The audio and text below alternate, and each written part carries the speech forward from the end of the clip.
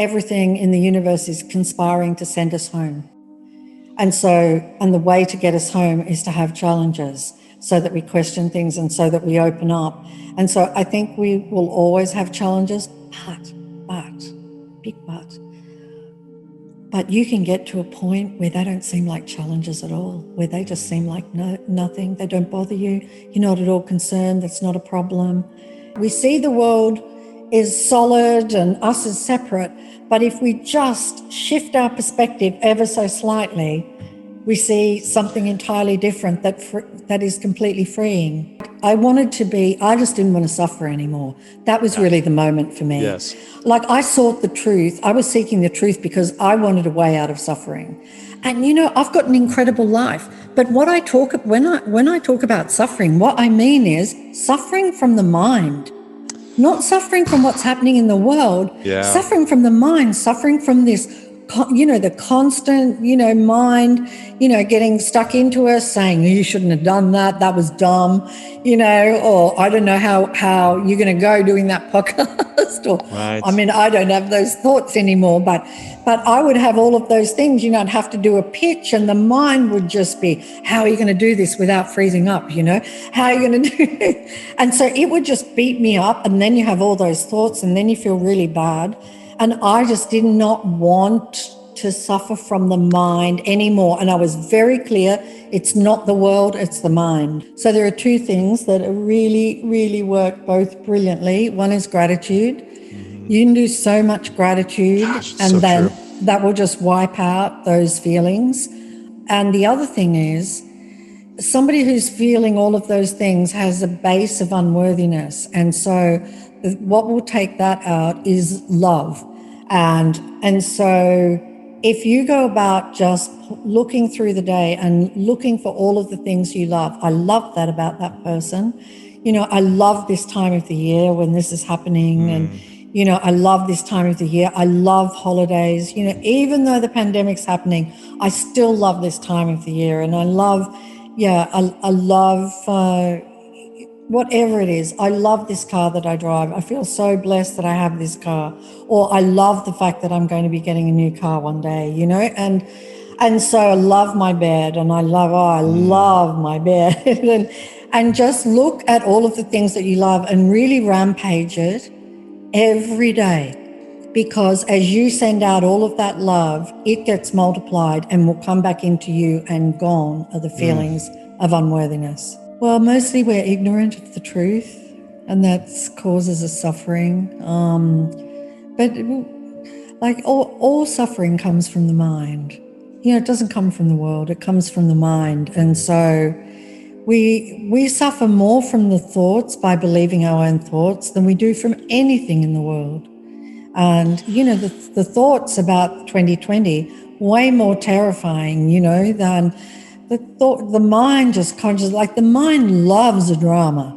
Loves. It loves a drama. Like it will just give you so many scary thoughts around a drama and get you so worked up, and but the mind, unfortunately, is just our greatest tool to create the life that we want to have. But we're in a duality, so it is equally can be our torturer. Because one of the ways that this happened in 2020 is because of all of the focus on it. You focus on something, it gets bigger. It's as simple as that. You put your mind on it and it is just going to get bigger and bigger and bigger. And we've got the whole world focused on this one thing. And what happens? Here we go again, And so if everybody just took their mind off it, it would disappear off the planet. Every time we talk about it, every time we obsess about it, we're energizing it, we're making it bigger. It's just the way it works. Because I'm a bit like Jim Carrey, in that, it's one of the really great benefits is when you do acquire all those things that, I was born into a really, really humble family. Like they did not have much money, and many people would have considered us poor. And, and then suddenly you get all of these things, and it's all wonderful, that's great. It's horrible being worried about money. It really is. Yeah. But that happiness that we think that those material things will bring is fleeting, you know. And so I agree with Jim Carrey in that those things are never going to bring you everlasting happiness. And what will bring you everlasting happiness is to know the truth about everything, and to know the truth about who you are. And that will bring you everlasting happiness, because that will take away all of the things that everybody is worried about, like death. All of those things will be resolved. And then you just, everything falls into place, you know. You're just like, wow. And the world and the manifestation of the world becomes even more incredible than it was. And when you're not fearful, you love so deeply. You know, the love that you have is so deep. And so here you are in this state of, I'm of total allowing, and, you know, and I don't mind what happens. And you just got this undercurrent of happiness. Well, just imagine what law of attraction does with that. No resistance, just allowing, it's so amazing. I mean, you don't even have to think of something, and it just comes into your life. Like, it's so fast. And one thing that I will say for sure is, I think, like, I've always felt life works in the opposite way to the way we were brought up. Potentially not you, Lewis, because you were so fortunate. But for most of us, it works in the opposite way to what we thought.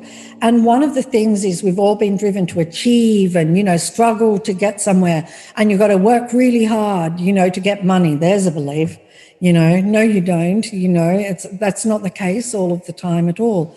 And so we like struggle and pushed and effort. And the most extraordinary thing is this, is that the more effortless you are, the greater you manifest everything that you ever dreamt of. Right? Because when you have effort, you are saying, I don't have this. You know, you're saying, I don't have it. And the universe hears, I don't have it, you know? And so when you're efforting, you're like, I don't have it. I'm not worthy enough. I need to work harder. I need to really struggle. But if you are just completely effortless, everything just comes, because there's no resistance stopping any of it. It's like something is moving your body. It's just like it's the most incredible thing. And actors too have the same experience. They will have this moment when they're on stage or acting, and suddenly the ego is not there, and they are just flowing. Like, it is incredible. And I heard an actor talk about that and say all actors crave for that moment, you know. And so because effort comes from the ego and from the mind. That's where it all comes from. So we can do and achieve and have all of those things without all of that effort. You're still doing things, and this is the thing, because being effortless doesn't mean you're not doing things. What it means is there's no effort in what you're doing.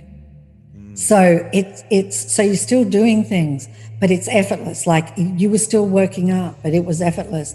And so, because the minute you feel like you're struggling, that's the mind and that's the ego stepped in, and then it's not flowing, you know. And people will find when they're struggling, you know, that goes wrong, and then that goes wrong, and that goes wrong. And so you still do things, and I still did all of those things. Like, before The Secret, I did everything with effort, full effort, 1000%. Hard work, full effort, yeah. Total queen of effort.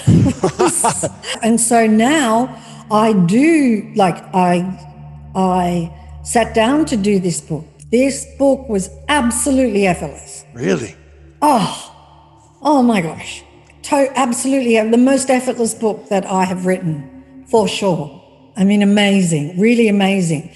And so when I was writing I wrote The Secret in 2.5 weeks. 2.5 weeks? Because it just like, wow. Because I'd made the documentary, I'd done all these practices. I knew what I wanted to share, all of the things that I wanted to share in The Secret. And so, I mean, we spent, you know, about 6 weeks in the editing process of it, but it just came like a rush. And that 2.5 weeks was effortless. And when I did this book, it was effortless. And there have been books that I've gone to write where it's been a lot of effort. Really? You know, yeah. And I just have to stop, because I remember I wrote a book and I never published it, and it was all effort. And it was forcing it. You were forcing it. And so then what you're writing about is you're just writing a whole lot of recycled stuff that the mind is turning up, and you are not receiving things from beyond the mind, and you want to have things beyond the mind. You know, that's why when you're an athlete and that flow and everything, that's because the mind has stopped, it's gone to the background, and now you're beyond the mind. And when you're beyond the mind, anything's possible. The world is not what we think it is. The world is different from what it appears to be. And even science, quantum physics will tell us that, you know, with the observer effect. And, you know, nothing comes into form unless there's a mind observing it. And so the world is not what it appeared to be. And I always thought that it was separate, and this is a separate one here. And, you know, this one's born and dies, and, you know, and everything's separate, and time is real. And this, you know, from here to my toes is who I am. And they're the things that are not true, and that you have to work hard and struggle. And I had no idea of the power of the mind, you know, I had no idea of the power of the mind to manifest, and the power of the mind to sabotage us, you know, to harm us. But I'm really clear about it now. And so, I mean, that's just, those things are the greatest things that I would say for anybody, because when you see the truth, and you kind of got to see it, you know, it's not an intellectual thing. It's like, I think in The Greatest Secret, I talk about, you know, when you see those paintings, where you just have to shift, you know, there's 3D. Where there's two paintings in the one, right? And first of all, you can see the one really, really clearly, and somebody says to you, there's a woman on a horse in that painting, right? But you can only see, you know, the chipmunks in the corner. You can't see the woman on the horse. And they're like, you've just got to change your perspective ever so slightly, and the woman on the horse will come into view. Well, that is exactly the same as it is to see the truth. Exactly. Rubens' vase. Exactly. Yeah. And so what do people see? Do they see a vase, or do they see... And you can see when you flip from one to the other, and that is really what it's like. We see the world is solid and us is separate, but if we just shift our perspective ever so slightly, we see something entirely different that is completely freeing.